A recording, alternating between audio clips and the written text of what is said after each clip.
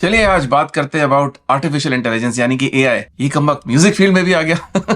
क्या इसके बारे में सुनते ही आप थर-थर कांपते हैं या आपको एक एक्साइटमेंट हो रही है for a new type of system, new career, new possibilities? आज इसके बारे में आपको अपना पर्सपेक्टिव दूंगा, बल्कि दो पर्सपेक्टिव दूंगा। तो आप कौन सी कैटेगरी में बिलोंग करते हैं? एक जो इससे डर रहे हैं या इससे खतरा महसूस करते हैं, या टू जो इसके बारे में एक्साइट हो रहे हैं। खतरे वाली बात करते हैं।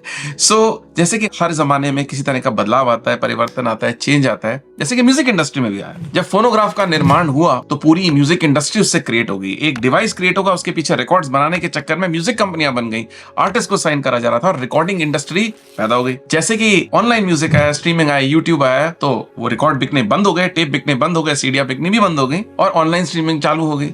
इससे क्या हुआ भाई? नए किस्म के आर्टिस्ट का निर्माण हुआ, नए फॉर्मेट्स ऑफ म्यूजिक आने लगा, लोगों का म्यूजिकल अटेंशन स्पैन भी बल्कि कम हो गया। जो गाने थे वो 7 मिनट से 4 मिनट, 3 मिनट और अब 2 मिनट के भी बनने लग गए। सो परिवर्तन आया, लेकिन नए किस्म के लोग आए, नए किस्म के आर्टिस्ट आए, उन्होंने इस टेक्नोलॉजी को यूज करके वो आगे बढ़े।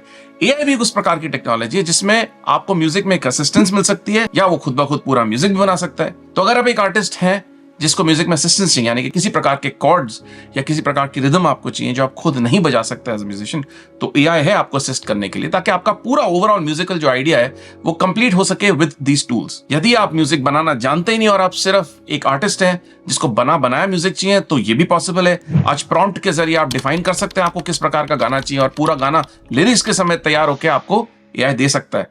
तो एक सिंगर की तो चांदी हो गई, राइट? सो हर इंसान की कोई ना कोई एडवांटेज है, किसी की कोई ना कोई डिसएडवांटेज है। लेकिन इसका एक और पर्सपेक्टिव, मुझे लगता है एआई जो है वो दूध का दूध पानी का पानी भी कर देगा।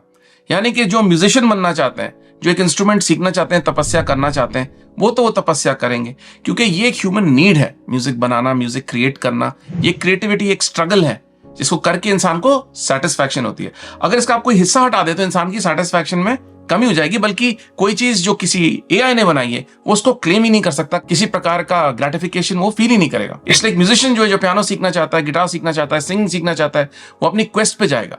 हाँ, ये हो सकता है कि एआई उसकी लर्निंग में हेल्प करे, यानी कि डिफरेंट टाइप के स्टाइल्स सिखाने में मदद करे, लेकिन उस ग्राइंड के थ्रू, उस स्ट्रगल के थ्रू तो इंसान को खुद गुजरना ही पड़ेगा, सीखना पड़ेगा, टाइम देना पड़ेगा। तो ये हो गया एआई का एक दूसरा एडवांटेज।